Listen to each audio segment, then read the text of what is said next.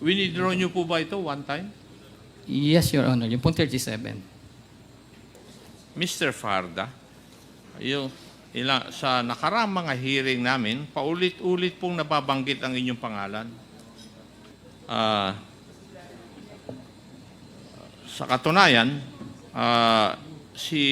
nabanggit din po ang pangalan niyo ni Attorney Michael Powa, spokesperson dati ni Vice President Sara at dating Chief of Staff sa DepEd. Kilala niyo po ba siya? Yes, Your Honor. Yeah. At noong nakaraang hearing, napag-usapan ang confidential funds ng DepEd, pati ang mga YLS or Youth Leadership Summits.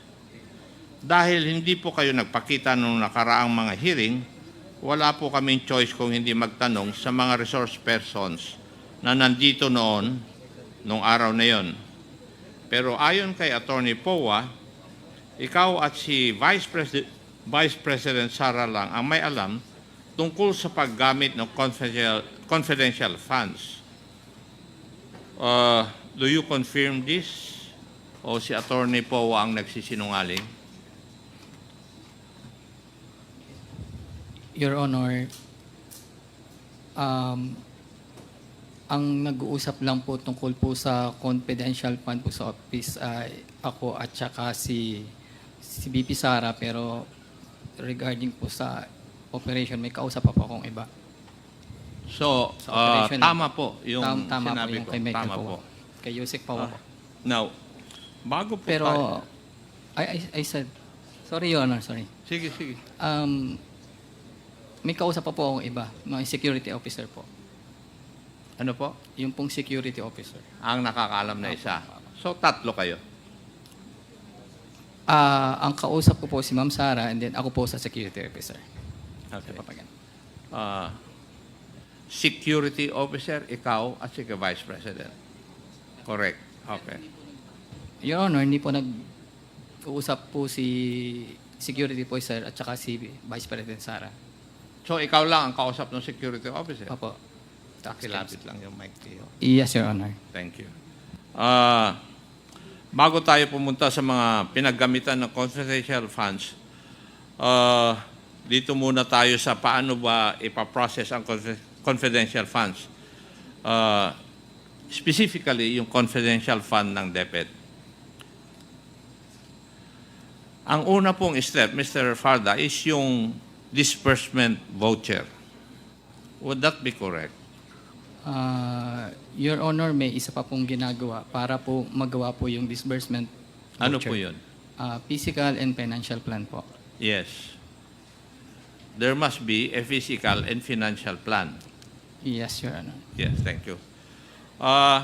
Yung pong disbursement voucher para sa first quarter ng 2023 in the amount of 37.5 million, sa iyo po ba nakapangalan yung disbursement voucher?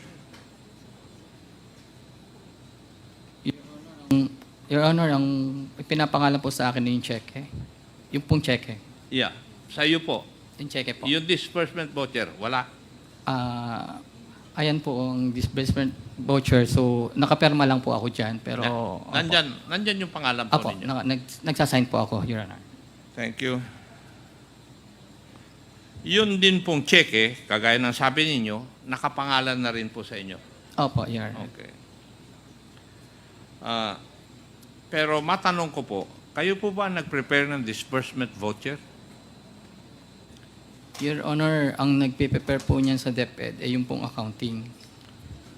So, ang nagpre-prepare ng mga disbursement vouchers ng confidential funds of DepEd ay yung accounting division po. Yung pong disbursement po, as to disbursement. Yung vouchers. Opo.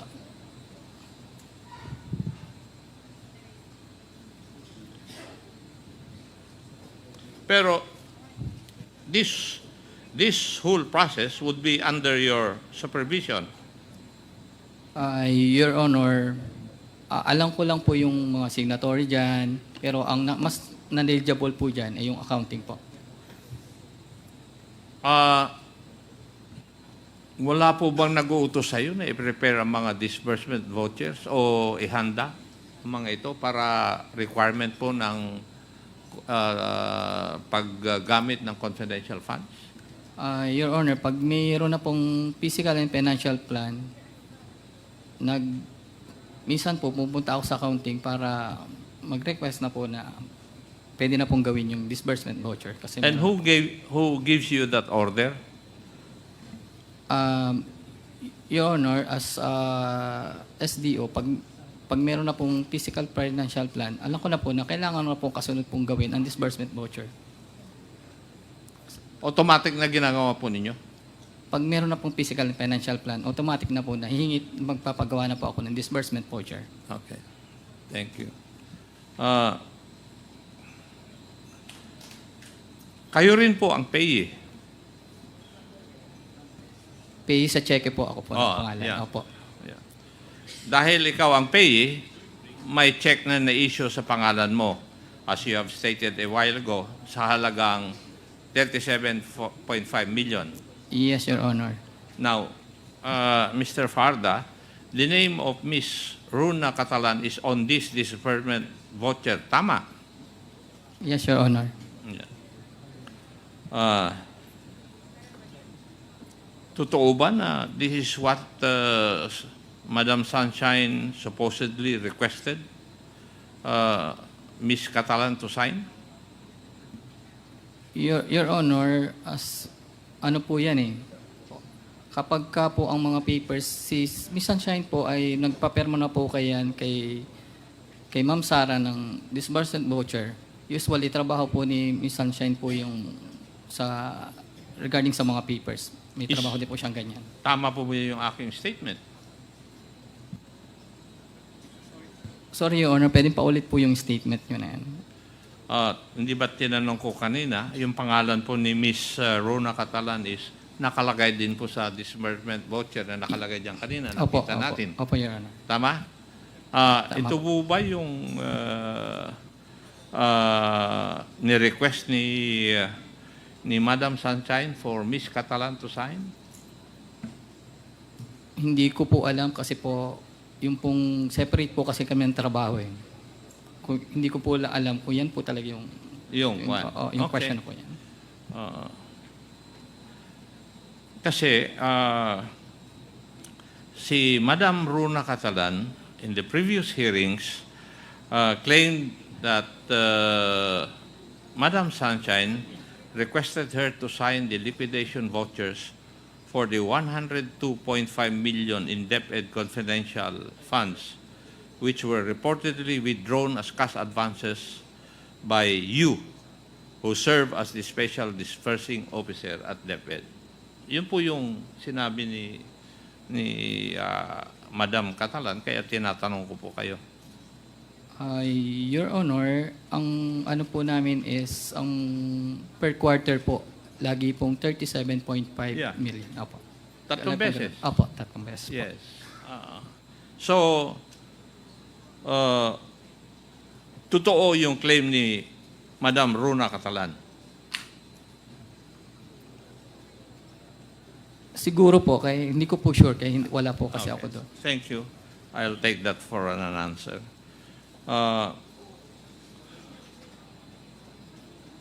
Yung pag-issue ng cheque sa'yo, yung date ay same date ng disbursement voucher. Would you remember that? Pag-issue po ng cheque, Ayan, nandyan. Your Honor, ano pong ibig sabihin po issue po ng cheque? Same Nagkasabay date. po nung disbursement voucher. Doon Ay, sa, sa pagkakaalam ko, ginagawa po muna yung disbursement voucher Agree. para po makagawa ng cheque. Opo. Pero yung pagkatapos ng disbursement voucher, sumunod ka agad yung pagkagawa ng cheque. Would you agree? Hindi ko na po alam ko kasi accounting po ang nagpa-process nun eh. Accounting. Opo.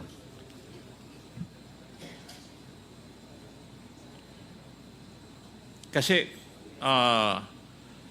may pagkaalam po ako dun sa controllership iho eh. So I know. And nakikita ko na napakabilis nung pagkatapos ng disbursement voucher, may cheque kaagad. Napakabilis po ng proseso.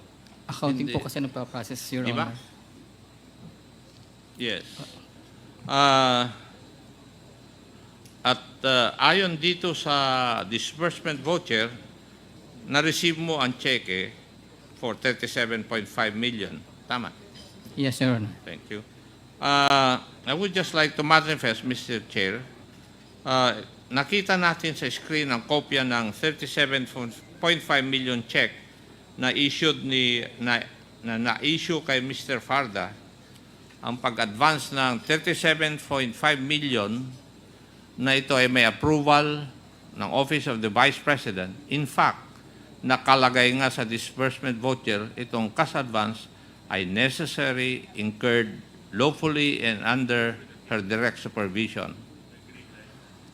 Mr. Farda, nung nakuha mo na yung cheque, ano po ang ginawa niyo po sa cheque? Your Honor, yan po ay withdrawin ko. Pero sa naalala ko po, hindi po agad na na-withdraw eh. Ano po ata ng kinabukasan pa. Kasi sa pagkaalam ko po, ang bangko wala pong ganyan atang. Winidraw niyo po ba ito one time? Yes, Your Honor. Yung pong 37.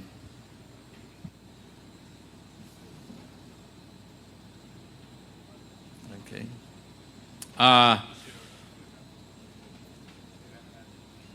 Yung pagka-withdraw nyo yung pondo, saan nyo po dinala?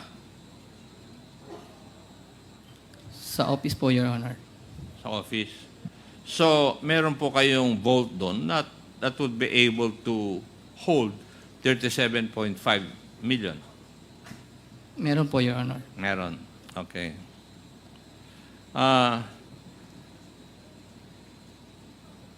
Kapag merong na ngayon tao na sa inyong opisina na nangangailangan o may gagamitin para na confidential funds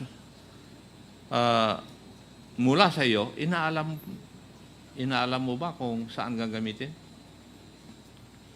Your Honor, meron po akong process ng pag-disburse niyan, Your Honor. Could you explain to us anong process ng pag-disburse mo? Sa isang ano ko lang po yan sa security officer lang po ako nagdi-disburse niyan. Wala na pong iba. So, kung may nangangailangan ng confidential funds sa office ng DepEd, sa security officer lang mo binibigay? Yes, Your Honor. And who might be that security officer who disburses together with you yung confidential funds ng DepEd? Yes, Your Honor, meron po. Sino po yung security officer? Si Colonel Dennis Nolasco po. Colonel... Sa kwan po ito? Sa DepEd? Designated po siya as security officer sa DepEd. Sa DepEd. Opo. Designated as security officer. So, Yes, Your Honor. when designated, ang ibig sabihin po yun, meron silang appropriate legal orders. You mean designate po siya? Ano po? Designate po siya. Na-designate Apo. po siya. Sino po ang nag-designate sa kanya para maging security officer? I was informed, BP Sara, that si Dennis Nolasco po ay... I was informed na meron pong security officer na for DepEd. So, sa pagkaalam ko po, ang nag-assign po niyan ay si Colonel La Chica. Oh, okay.